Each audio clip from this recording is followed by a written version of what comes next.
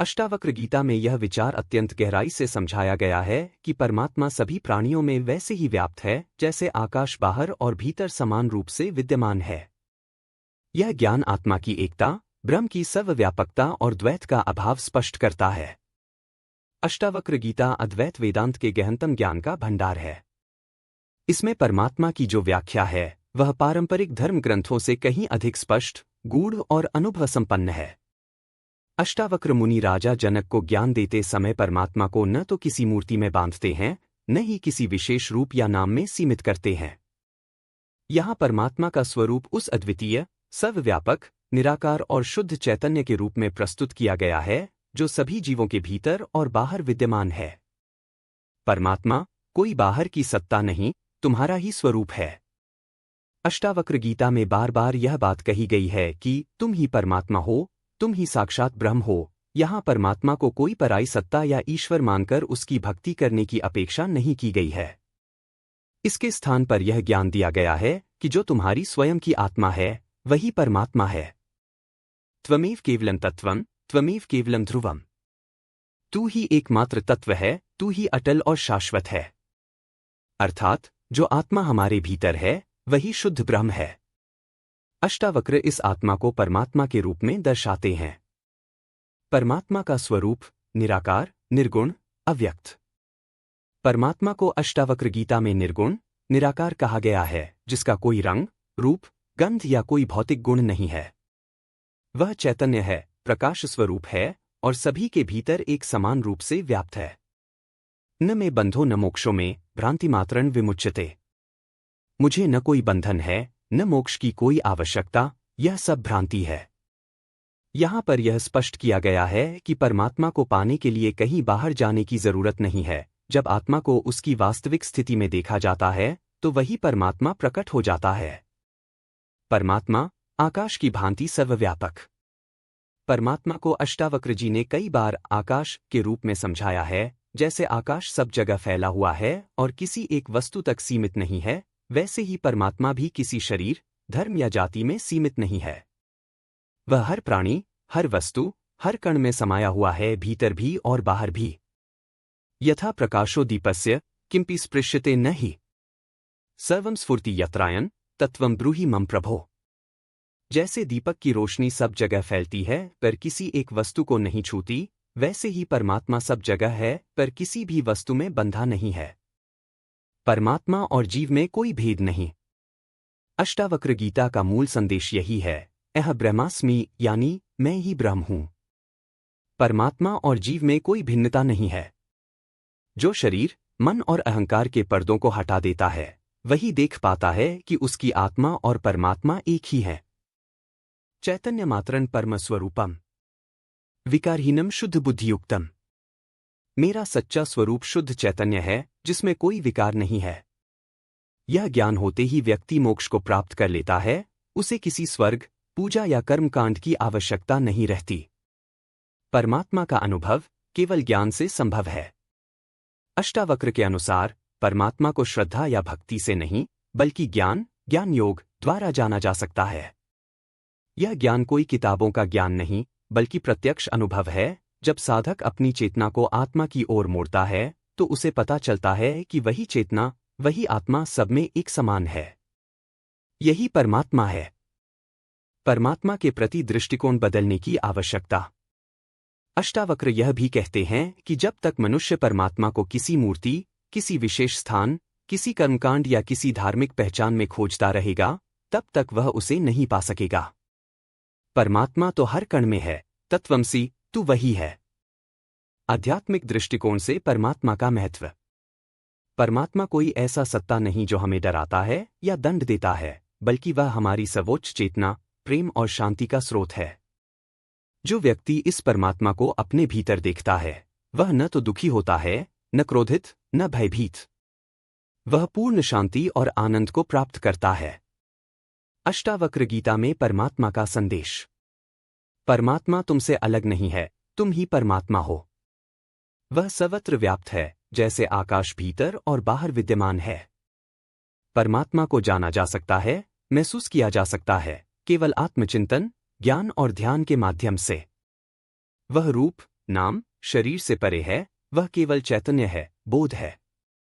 आकाश रूपी उपमा का आध्यात्मिक अर्थ अष्टावक्र गीता की दृष्टि से। अष्टावक्र गीता में आकाश की उपमा बार बार दी जाती है, और यह उपमा केवल एक काव्यात्मक सजावट नहीं है, बल्कि अत्यंत गहन आध्यात्मिक सत्य को प्रकट करने का माध्यम है। यह उपमा आत्मा और परमात्मा की निराकारता, सर्वव्यापकता, अविकारी स्वरूप और अद्वैत सिद्धांत को गहराई से समझाती है।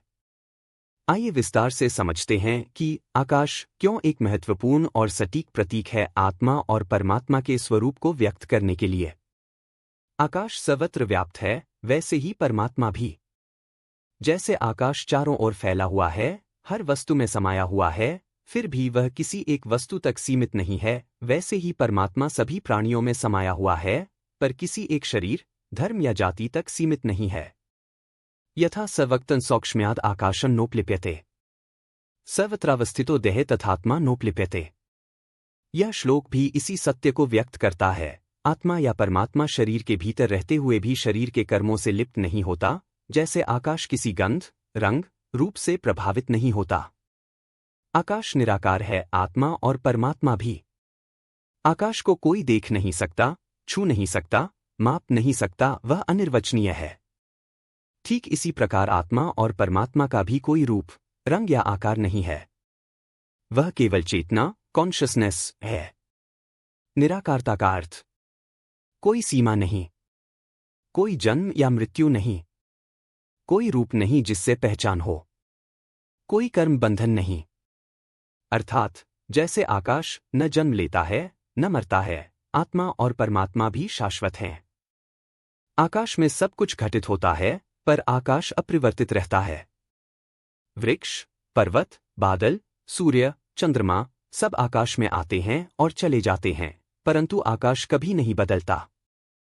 इसी प्रकार शरीर जन्म लेता है और मरता है, मन भावनाओं से भरता और खाली होता है, पर आत्मा, परमात्मा सब कुछ देखती है, पर स्वयं अपरिवर्तित रहती है।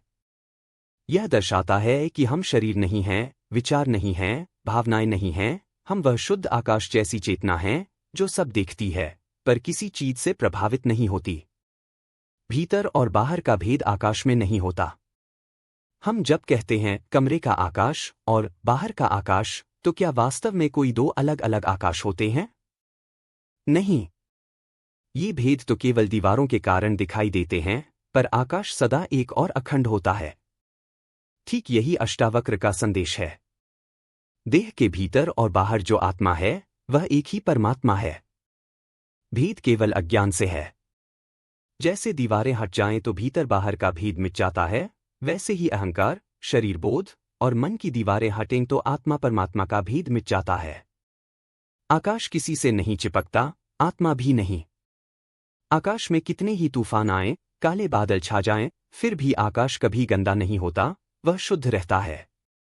उसी प्रकार आत्मा चाहे कितने भी पाप, दुख, विकार शरीर और मन में हो, वह सदा शुद्ध, निर्मल और अनअफेक्टेड रहती है। अशुद्धोपि न शुद्धोसि दोषो नैव त्वयि स्थितः, संसारस्पने यह पश्ये स एव मोहितो जनः। तू अशुद्ध नहीं है, तू सदा शुद्ध है।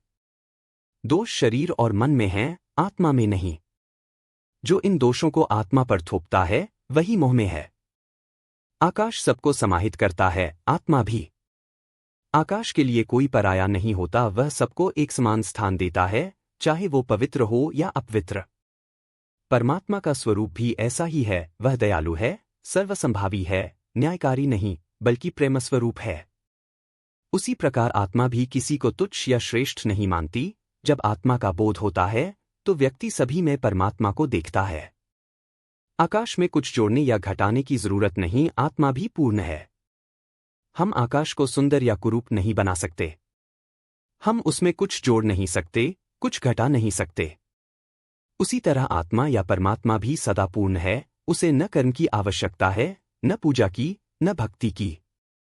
सिर्फ ज्ञान चाहिए, पहचान चाहिए कि मैं वही हूं। मैं और तू का भेद जब मिटता है, तभी आकाश का अनुभव होता है। आकाश की उपमा यही कहती है, जब हम अपने अस्तित्व को शरीर, नाम, रूप से अलग कर लेते हैं, तब हमारा साक्षात्कार होता है उस परम सत्य से जो न मैं है न तू, बल्कि केवल है। आकाश उपमा हमें ये सिखाती है। आत्मा परमात्मा निराकार, निर्गुण, सर्वव्यापक है। भीतर और बाहर का भेद केवल अज्ञान से है। आत्मा सभी विकारों से परे है, जैसे आकाश। आत्मा सबको समाहित करती है, जैसे आकाश। आत्मा शुद्ध, पूर्ण और अपरिवर्तनीय है, जैसे आकाश। इस उपमा के माध्यम से अष्टावक्र हमें चेताते हैं कि जब तुम अपने भीतर झांकोगे, भीतर बाहर के सभी पर्दे गिर जाएंगे, तब तुम स्वयं अनुभव करोगे कि मैं ही वह शुद्ध आकाश हूं, मैं ही ब्रह्म हूं। जीव और ब्रह्म की एकता अष्टावक्र गीता के दृष्टिकोण से। अष्टावक्र गीता का मूल सार एक वाक्य में समाया जा सकता है। जीव और ब्रह्म अलग नहीं है, वे एक ही हैं। यह अद्वैत वेदांत का मुख्य सिद्धांत है, जिसे अष्टावक्र ने अत्यंत सरल, गूढ़ और अनुभवपरक शैली में राजा जनक को समझाया। जीव और ब्रह्म का क्या अर्थ है? जीव, इंडिविजुअल सेल्फ। वह चेतन सत्ता जो शरीर, मन और बुद्धि से जुड़कर मैं का अनुभव करती है, जो कहती है मैं अमुक हूं, मुझे दुख है, मुझे सुख चाहिए, आदि। वह अहंकार और सीमित पहचान में जीती है। ब्रह्म, सुप्रीम सेल्फ बटा परमात्मा। वह अपरिमित, निराकार, अविनाशी सत्ता जो सब में समाई है, जो सबका आधार है, जो सब कुछ है, लेकिन किसी से बंधी नहीं है। अष्टावक्र कहते हैं, त्वमेव ब्रह्म तत्वं त्वं केवलम, त्वं परम सुखम। तू ही ब्रह्म है, तू ही परम तत्व है, तू ही परम सुख है। इसका अर्थ है, जो हम जीव समझते हैं, वह वास्तव में ब्रह्म ही है, पर अज्ञानवश उसे छोटा, सीमित और पीड़ित मान बैठते हैं। भेद की उत्पत्ति कैसे होती है? जीव और ब्रह्म में कोई वास्तविक भेद नहीं है। भेद केवल अविद्या, अज्ञान से उत्पन्न होता है। जैसे एक ही सूरज जल में, दर्पण में, तेल में प्रतिबिंबित होकर अलग अलग प्रतीत होता है, परंतु सूरज एक ही रहता है। वैसे ही ब्रह्म जब मन, बुद्धि और अहंकार में प्रतिबिंबित होता है, तब उसे हम जीव कहते हैं। अष्टावक्र गीता कहती है, तू न शरीर है, न कर्ता, न भोक्ता, तू केवल साक्षी है, तू ही शिव है, तू ही ब्रह्म है। जब जीव को बोध होता है, मैं ही ब्रह्म हूं।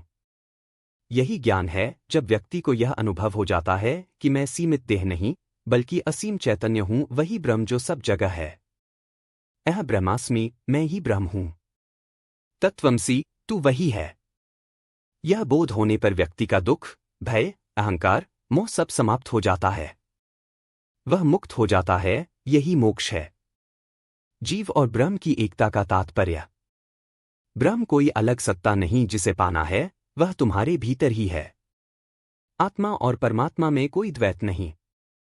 तुम जिस मैं का अनुभव करते हो, अगर वह शरीर और मन से रहित हो जाए, तो वही शुद्ध ब्रह्म है।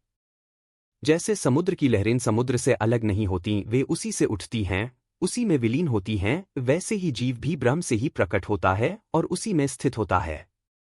जीव और ब्रह्म के बीच एकता का अनुभव कैसे होता है? इसका उत्तर अष्टावक्र बहुत स्पष्टता से देते हैं। न भक्ति से, न तप से, न कर्म से, केवल ज्ञान से। ज्ञानेनैव विमुक्तिः, ज्ञान से ही मुक्ति है। जब व्यक्ति यह जान लेता है, मैं करता नहीं हूं, मैं भोगता नहीं हूं, मैं शरीर नहीं हूं, मैं मन नहीं हूं, मैं चैतन्य मात्र हूं, तब वह अपने सच्चे स्वरूप में स्थित हो जाता है, और यही ब्रह्म स्वरूप है। एकता का अनुभव, बोध के बाद का जीवन। जब कोई इस एकता को अनुभव कर लेता है, वह सभी में एक ही चैतन्य देखता है। वह किसी से द्वेष नहीं करता। वह न सुख में फूला नहीं, न दुख में डूबा नहीं। वह साक्षी भाव में स्थित हो जाता है। यस्मिन् निधन यह पश्यति, स एव मुक्तो जनः। जो यह जान लेता है कि सब उसी में है और वही सब में है, वही मुक्त है। जीव और ब्रह्म की एकता क्या सिखाती है? अष्टावक्र कहते हैं, जीव ब्रह्म से अलग नहीं है। जो स्वयं को ब्रह्म जान लेता है, वही जीवन में मुक्त है।